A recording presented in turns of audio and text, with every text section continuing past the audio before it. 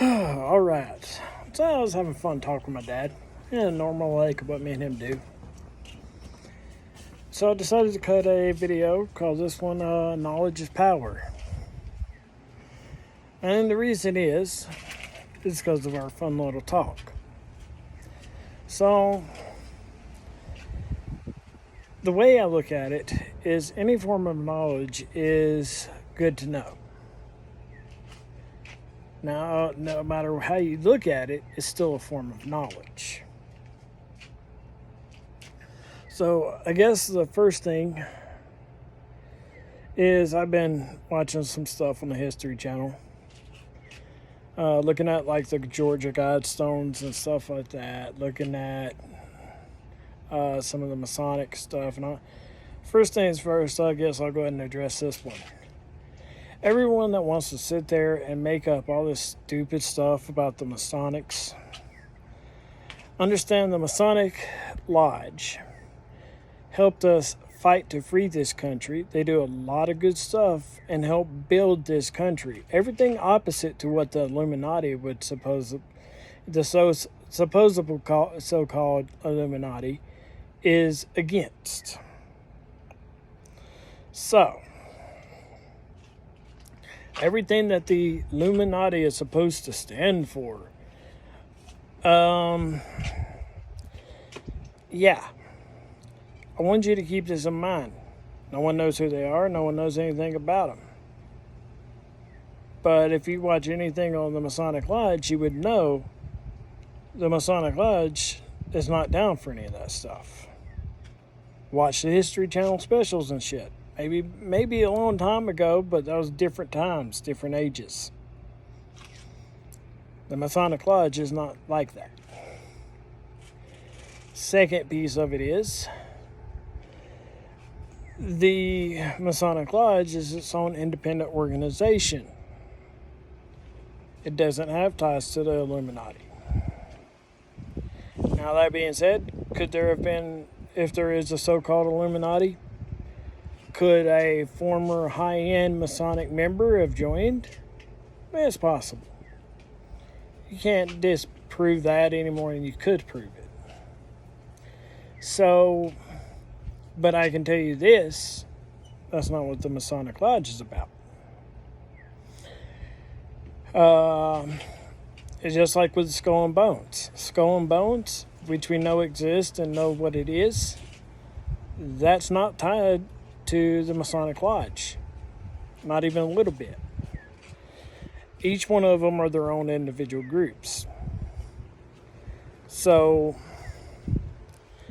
I'm just trying to clarify that up as far as the Masonic Lodge goes. If you don't know anything, if you don't know people in the Masonic Lodge personally, and you don't know anything about them, then you can't sit there and say that this is what they're about. Otherwise, you're going off a conspiracy theory, and it makes it 100% wrong. We can't trust everything that is put out in conspiracy theories. There are some things that might be accurate, but for the most part, there's a lot of inaccurate stuff. So you need to be aware of that. And as far as the Guidestones, who knows who put that there? Could have been put there by anything or anyone. Have I came up with some of my own theories? Of course I have. But it's just theories. It's all in fun. It's all in good fun. Because nobody's really going to actually know. We have hypothetical thoughts and situations where we believe that's the case. We even have a theory of why they exist. But there's also conspiracy theories of why they exist. So you have to make yourself knowledgeable from both sides. Now, the big one that I got on was the whole Nostradamus thing. So, this was the one I was more having fun arguing. Everybody wants to sit there and point out the fact, either you think Nostradamus knows what he's talking about, or you think he's a false prophet. So either you think he's a prophet or you think he's a false prophet. But this is the thing. We don't know whether or not God actually did talk to him. We don't know that stuff. My dad was bringing up situations like, oh, well, given the area and all this different stuff and what was available to him, what he had access to, blah, blah, blah, blah. But we have to keep in mind he had power over a queen, so anything was possible. He could get anything he wanted smuggled in. So then he brought up about some of this stuff not being, not being all proven. But that's the thing. People have been trying to decipher his codes for God knows how long, and it's usually after an incident happens that they figure it out. I put out a theory on one of mine of what I think about it. But it's the theories, and it's in good fun. It's really hard to prove that is an accurate prediction. So they like to bring up the whole, well, he was this or he was that. I got a fair argument for you. If you want to bring up the fact that he was messing with drugs or hallucinogens or something, here's an argument. Moses went up to the top of the mountain by himself and talked to a burning tree. Look at that area. There's a lot of trees that spontaneously combust, some of which are drug trees. So, you want to make that argument, how do we know that Moses was not involved in the same thing himself? Nobody knows and nobody can prove or disprove. You can't prove it. You want to make the argument of him not being a prophet. Okay. We'll make that argument. But if you're going to go based off your argument, then you have to look at the whole New Testament as not being a real factual piece of literature, because here's the argument on that. The New Testament was wrote after Jesus' death by people that were considered prophets by the church. But see, the church does not designate who's a prophet. None of these people designate who are prophets. Only one person can designate someone as a prophet, and that's God. Okay, Jesus designated them as prophets.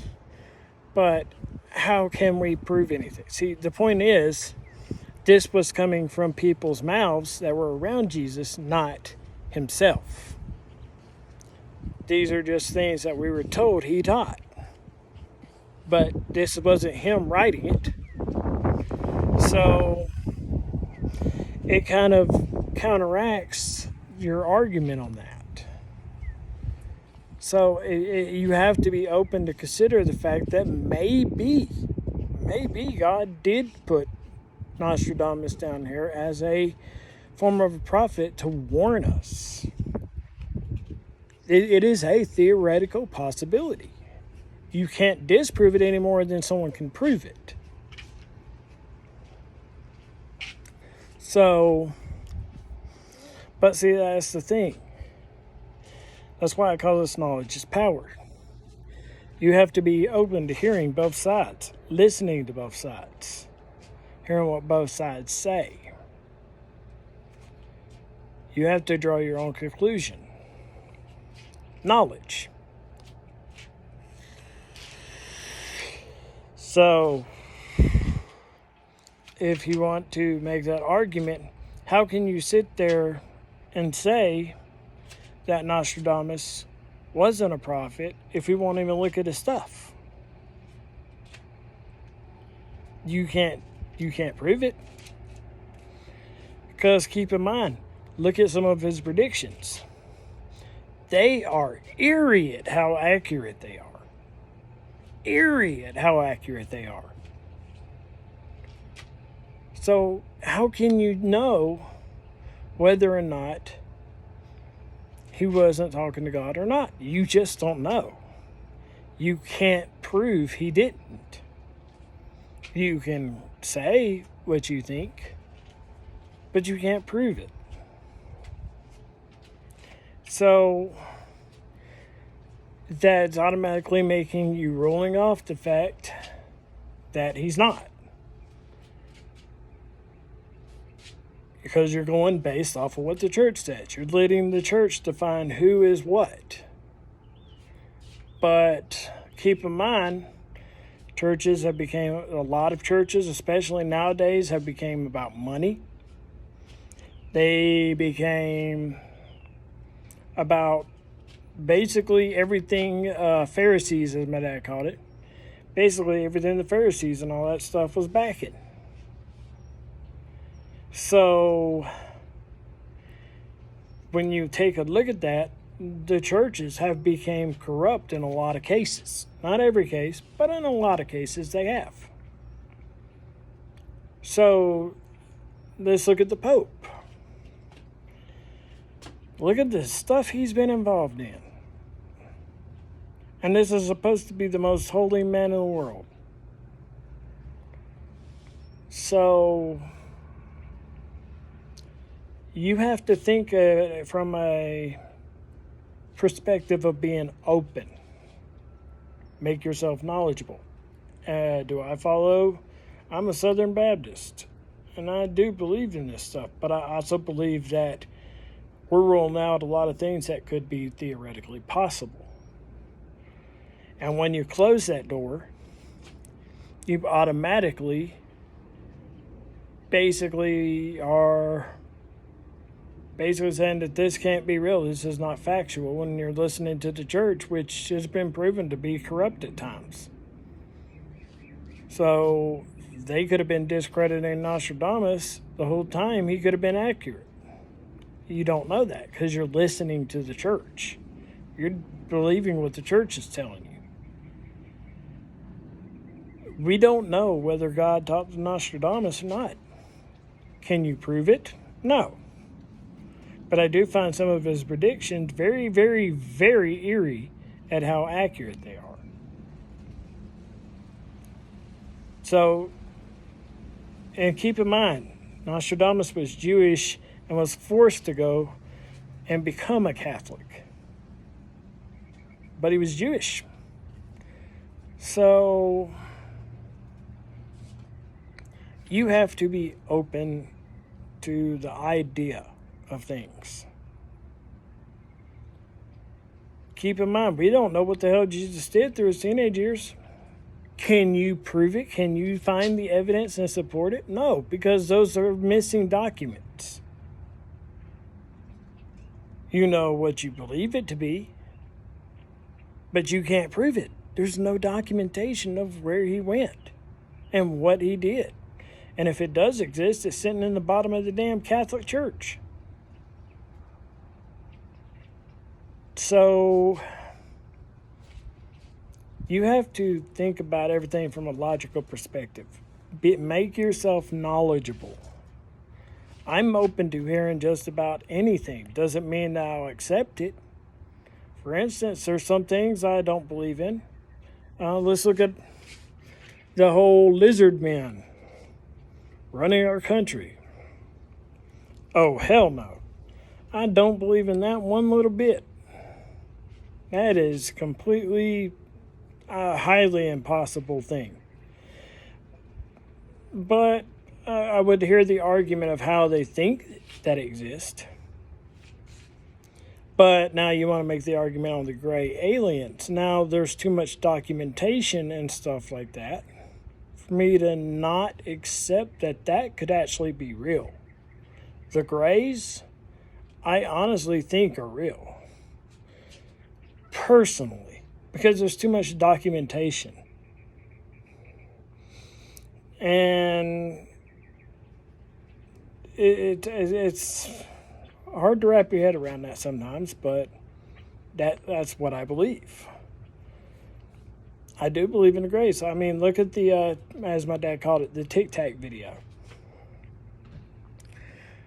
Back in those days, I mean, we were barely hitting Mach 1, Mach 2, Mach 3. Like, we were getting pretty quick. And this thing left one of our jets.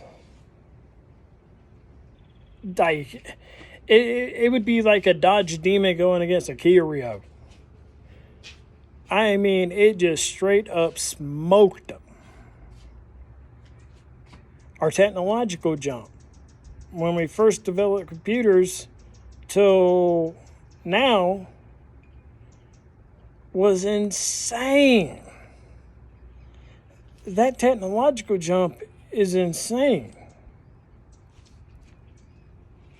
So definitely I could see the Greys being a realistic thing.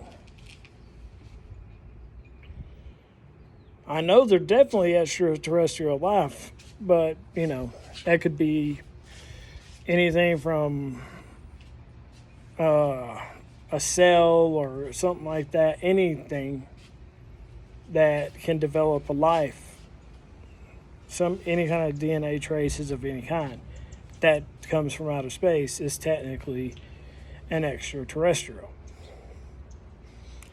But I do believe that there's something that, because there's too many photos of UFOs, there's too many incidents, there's too much stuff. I mean, there's definitely some form, and the Greys seem to be the most consistent one.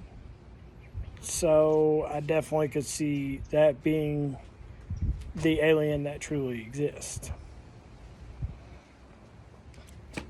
But you've got to be open to knowledge. And when you shut out certain knowledge, you're not open to learning. Like I said, I'm Southern Baptist. I believe firmly in God. There's not even a freaking question in that. Because you can't tell me something didn't create everything. Until you can give me an answer, because you can go back as far as the Big Bang. What created the stuff to make the Big Bang? Something created everything. So God exists. But who's to say that we're the only things God made? So you just have to look at it and think of it from a perspective of everything. Everything. And if you don't make yourself more knowledgeable, you can't argue or defend what you believe in. So just keep that in mind. Until we can find proof or evidence that an Illuminati exists, I can't fully support it. Until we, like I said, I have my own theory about the Georgia Guidestones. But it can't be a proven method. I got my theories about Nostradamus. But I can't prove it any more than you could disprove it. It would be, if any of the stuff I argued went to court, it would most likely be thrown out because no side could produce the evidence. There's no evidence in a lot of these things. The only thing that actually has any form of evidence would be that aliens are here and the Greys. That's the best evidence as we got. Everything else, you just can't prove. So I just want to put this out, point out that knowledge is power. You got to be open to learning. If you're not, and basically you're a hypocrite. You think you know everything. You think you're right about everything. But no person is entirely right. If you're saying you're entirely right, then that would make you Jesus or God. So no person's entirely right. The only ones that ever have been are them. So if you ain't willing to learn, you ain't willing to make yourself more knowledgeable, don't talk about shit you don't know. And if you are, you got to be open to listen as well. It's that simple. If you ain't open to listening, then you ain't doing it. You're not doing anything right. Period. Learn. Make yourself knowledgeable.